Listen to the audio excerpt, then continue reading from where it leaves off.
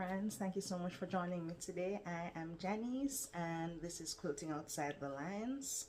It's been a while since I've done a video like this, just working through the ebbs and flow of life. Many of you know that I went to Jamaica recently for 3 weeks to just spend some time with a family member who is ill. And while I was there, I started working on this quilt, which is 100% hand pieced. So you can see the hand stitching there.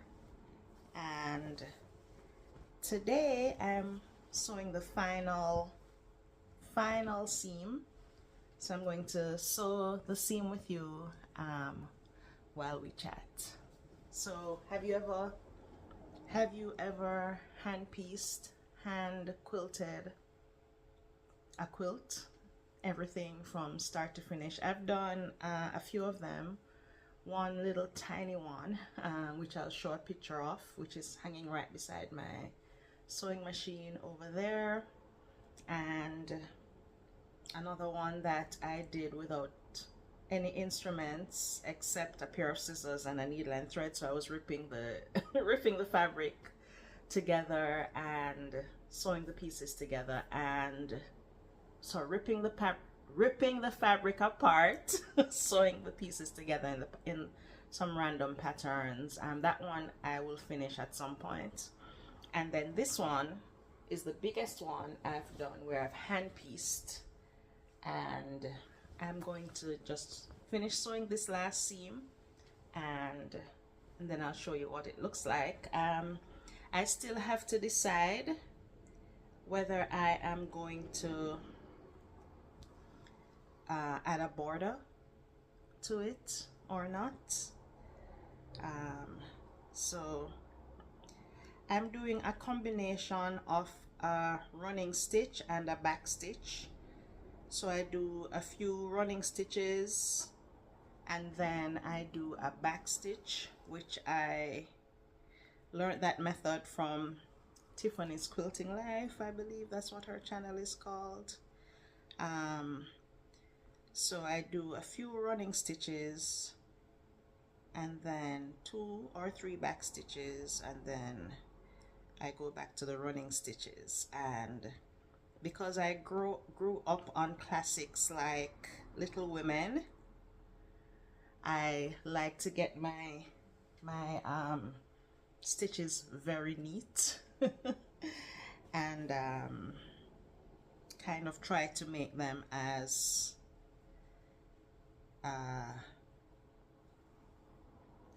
cohesive, as even as possible.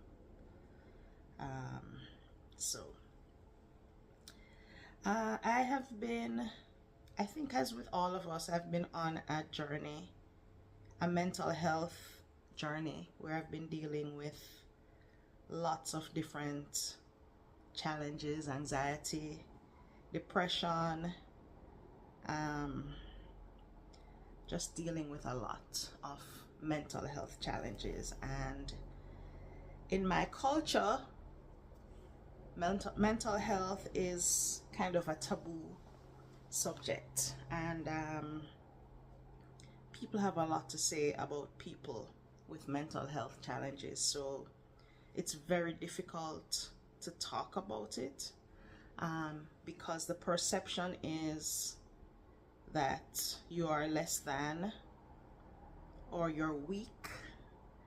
And so in dealing with the mental health challenges, I'm also dealing with a lot of self-deprecation, shame, and just not wanting to talk about it. And at the same time, I intellectually I know that the things that I'm telling myself or saying about myself are not true,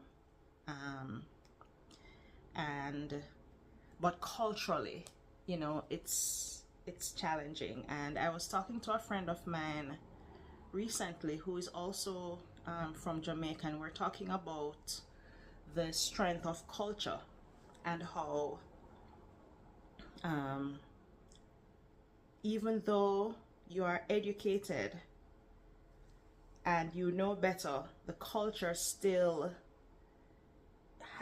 plays a great influence on your perceptions and your approach to life and so on. And I remember when I was living in Jamaica, we would visit the hospitals and you know, spend time with the patients, pray with them, encourage them, bring, you know, gifts for them and so on.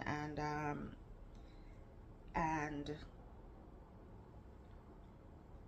I did not like hospitals. There was just something about going into a hospital that at that time would just give me the heebie-jeebies. And so I could only bear to go into the postpartum ward where the moms and their babies were. And one of the things that I remember is that in Jamaica we have a thing about, we have a lot of old wives tales, or you know, traditions, superstitions, whatever you want to call it, where if you put a little string on the baby's forehead, it will help to take away the hiccups that babies tend to have. And if you put the baby in a red garment, it would ward off evil spirits. And you should open the Bible above the baby's head, or you can turn the baby's shirts back to front. And those are just superstitions that we grew up with in Jamaica. And I would be surprised as I walk through the hospital to see that even the nurses and doctors would participate in these superstitions. So even though they've learned the science and they know better and they're good at their jobs, they would still hang on to those superstitions, and they'd say, well, you know, it can't hurt. You know, it can't hurt, so let's try it, let's see if it works. You know, my grandmother swore by this, so maybe she was right. You know, in the meantime, breastfeed the baby. It might help with the hiccups, but if you put the string on his forehead, that might help too. You never know. And so culture is a very, very strong part of us, and it's really hard to move away from the culture, even though intellectually you know better. And so that has been the hardest part of my mental health journey, has been the self-shame and the self-deprecation, and assuming that people in my community with the same culture as me would feel the same, would think the same about me as I think about myself. So that is a journey that I'm on, and that I am dealing with every single day. But one of the things about being a Jamaican is the resilience. We're tough, strong people. Again, another cultural thing. And we keep pushing through, and you know, life's challenges don't keep us down for too long. So another thing is, you know, I'm grateful for having a relationship with God, and I'm grateful for scripture, I'm grateful for spiritual songs, and I'm grateful for a spiritual family that can help and encourage me. So yeah, that's where I'm at. That's what I've been dealing with, and I know all of us have some level of mental health challenge. What are yours, and how do you deal with it? How does your community support you? I'm very fortunate to have a great community, a great little family unit. My husband, my kids they're just awesome. It's just a blessing. They are a constant blessing to me. And then I have a great small circle of friends who are incredible. I am completely blessed and I am super grateful. And of course, I have incredible siblings, and you know, a family that supports me. And so I'm working on practicing gratitude. And for those of you who don't know, I have an affirmations journal, which is available on Amazon, and it's linked in the description below. And I have daily affirmations from the Bible, so 2 affirmations journals. And I actively practice, give me a sec, let me grab the journal. I actively use this journal. So this is the daily affirmations journal, and I actively practice using the journal. And the way I set the journal up is I've made lots of ruled lines, so that I can go over and over again and read the different sections and fill it out. So for example, this one says I have enough, and I write my thoughts, my feelings, and then I have lots of space for notes. And I write notes, I write scripture, I write experiences, I write decisions. And this book has just been a great tool for me, and I did it for me, but then I thought, why not make it available to anyone who might need it? So I'm not here to sell a book, but this is one of the tools that I use that helps me deal with anxieties, stress, depression, and so on. And you know, we all have our journey, we all have our challenges, and you know, we have to use tools at our disposal to help us.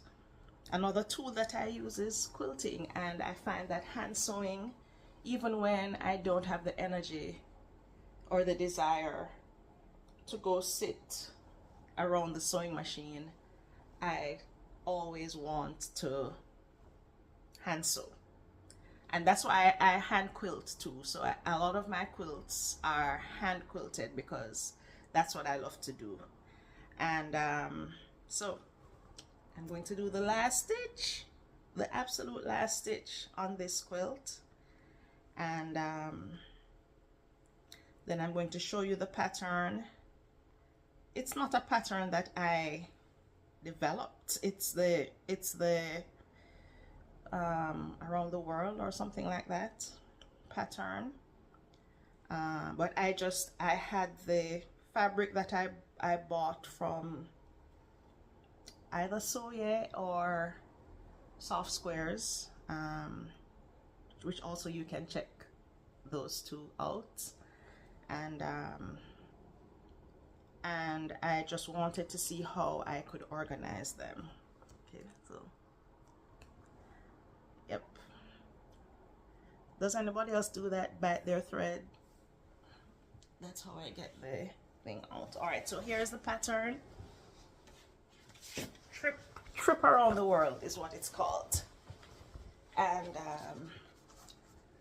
so I actually did the pattern on small squares and then cut them out, so you'll see, and then glued them together. I had them flipped the other way first, and then I worked it around, so it wasn't gonna be a trip around the world initially, but then I decided I wanted it to be a trip around the world, so I flipped the squares around, and then I did this strip and this strip. This part here, they're actually individual little squares little rectangles that I glued in place. And then in the middle, this, according to the fabric that I have, this little one here should have been plain fabric, which I didn't want in the middle, so I put this fabric here, which is the fabric with the pictures and words and so on. I put that in the middle, so that's a slight difference. Then up here I labeled I counted, so I have the 4 different fabric pieces here, and then I counted how many I would need, and how many I would need for one, and then the strips going across, the sashing, let's call it that. And then at the bottom I wrote the total number for each fabric, and then I wrote the actual fabric itself that I would be using. So the purple butterfly, I would need 32 squares. The solid purple, 28 squares. The white with flowers, 32 squares, and the white on white, 28 squares. Yeah, so this would have been a white on white, but I didn't want a white on white there, so I put the purple butterfly with words right in the middle. So I'm going to show you the pattern. I'm going to show you from here, and then I will lay it out on the bed and I will show you from there. All right, so here's the pattern, and the quilt is officially finished. I'm really excited. The quilt top. So here we go. I believe these were 6-inch squares that I used. All right. And here is the center block. This is the center block here, where it should have been white. A white on white right here, but I decided to put the butterfly fabric here.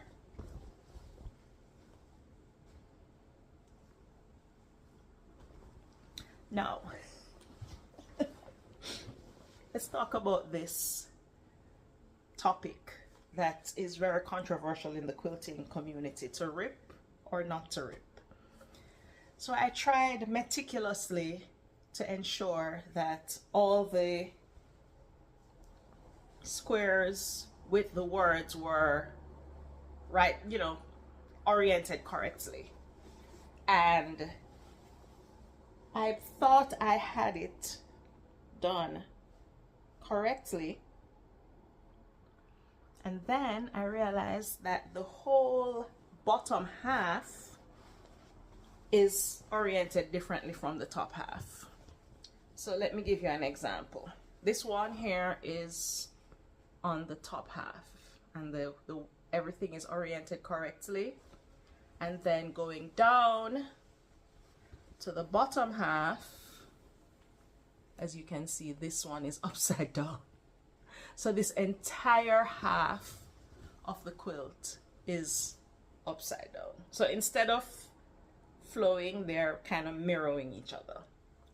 I'm not ripping it out. I'm not, because it's not a simple fix. It's not like I could just rip one seam and then flip it around, and it's not a simple fix. I would have to probably I don't even know what I would have to do.